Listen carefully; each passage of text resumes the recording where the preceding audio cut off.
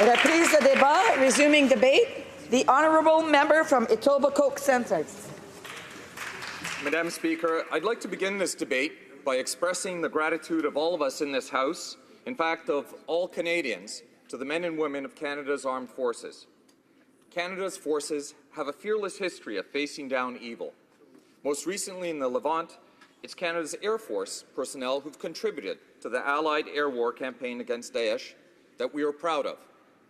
However, our capacity in this regard is modest and is reflected in the statistics of the air campaign to which we have contributed a mere 2% of all bombing runs.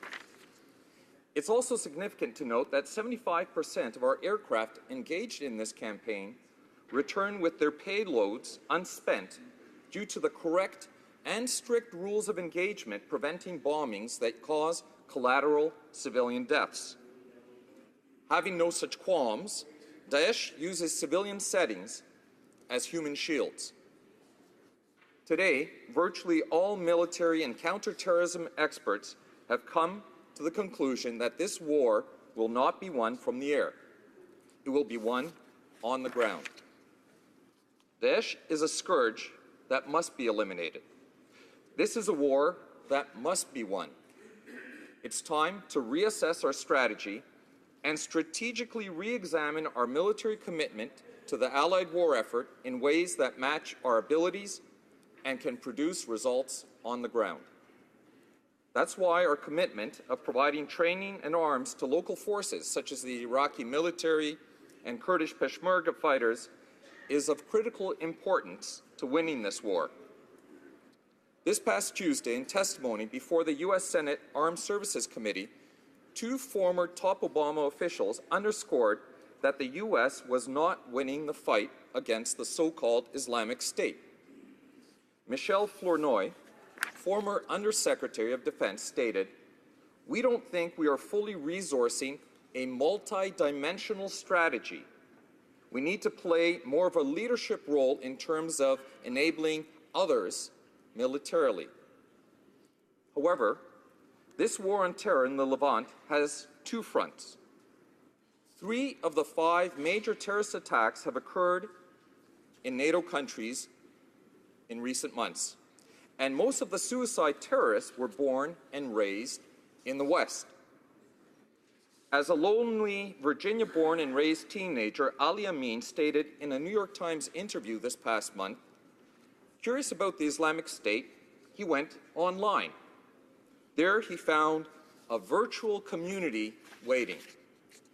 He described that for the first time, I felt I was not only being taken seriously about very important and weighty topics, but was actually being asked for guidance. By assimilating into the internet world instead of the real world, I became absorbed in a virtual struggle while disconnecting from what was real, my family, my life, and my future. In the West, these sympathizers number in the thousands. For weeks and months, they marinate in the rhetoric, symbolism of the fictitious Islamic State, courtesy of Twitter and other platforms. They are lauded for being wise, told that they are leaders. Finally, and tragically, they are recruited to travel as fighters to the Levant or encouraged to commit horrific acts of terror against non-Muslims, as they call them infidels, and non-supportive Muslims, so-called apostates, in their home countries. In June of 2014, a huge surge in foreign recruitment began. By September of this year, estimates are that nearly 30,000 foreign recruits have poured into Syria, a doubling in the number of terrorist fighters. It's estimated that approximately 300 have come from North America, mostly from the United States, however, a handful from Canada as well. This coincided with Daesh declaring online that they were now an Islamic caliphate or Islamic State. Clearly, there's a powerful communications battle taking place. We must not inadvertently feed the false narrative and provide this terrorist death cult with legitimacy by calling them an Islamic State. They are neither Islamic nor a state. In fact, they propagate a perversion of basic tenets of the Muslim faith, and they can only militarily occupy a decreasing number of cities and towns in Syria and Iraq. We must join the Arab countries and our closest allies, Great Britain and France, and call them for what they are: Daesh, a death cult. Madam Speaker, the crisis we face in Syria and Iraq has layers of complexity and has geopolitical significance.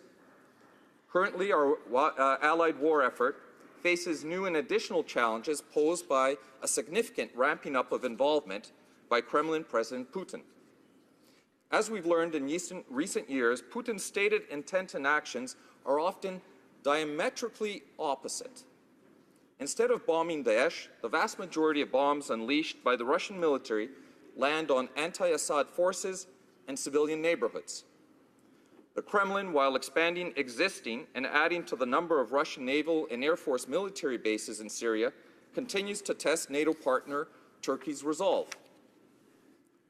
Problematically, while for the most part avoiding bombing Daesh, the FSB, Russia's intelligence services, has been funneling hundreds of fighters from Dagestan into Daesh's ranks. A recent investigation by Novaya Gazeta, one of the few independent newspapers left in Russia, based on extensive field work by Elena Milashina, has concluded that, and I quote, Russia's special services have controlled the flow of jihadists into Syria. Russia has now become the third biggest source country for foreign Daesh fighters. The FSB's establishment of a green corridor is meticulously documented by Novaya Gazeta, from FSB recruiters to supply of travel documents, funnels potential terrorists who, instead of causing trouble and blowing things up in Russia, militarily engage NATO forces. This has, in the Kremlin's view, the added benefit of making impossible a Qatari gas pipeline through Syria and Turkey to Europe, so as not to challenge Russia's gas chokehold of Western European gas markets. Madam Speaker, in our war against Daesh, we must find ways to address all of its complexities in the Levant, on the internet, at home, and geopolitically. As Republican Senator John McCain, chair of the U.S. Senate Armed Services Committee, co-wrote with Republican Senator Lindsey Graham in the Wall Street Journal in regards to the current allied war effort, which focuses on our air campaign, the U.S. needs to develop a strategy that is credible, and he said, I don't think that's the case today. Our government intends to develop a comprehensive strategy to fight this war in ways that makes the most effective use of our military resources, and with our allies, help rid the Levant of the Daesh death cult and its global tentacles. I'd like to conclude with a quote from the U.S. Ambassador to Canada, Heyman, this morning on Ottawa radio station CFRA AM 580. He stated, I think each country is making their own decisions as to how they're going to contribute to this. In my conversation with the Prime Minister and his team, they have a firm commitment to a coalition. It will be robust, and I'm confident that we're going to work well together. Madam Speaker, for the above stated reasons, I'll be opposing the Conservative motion. Thank you. Questions and comments?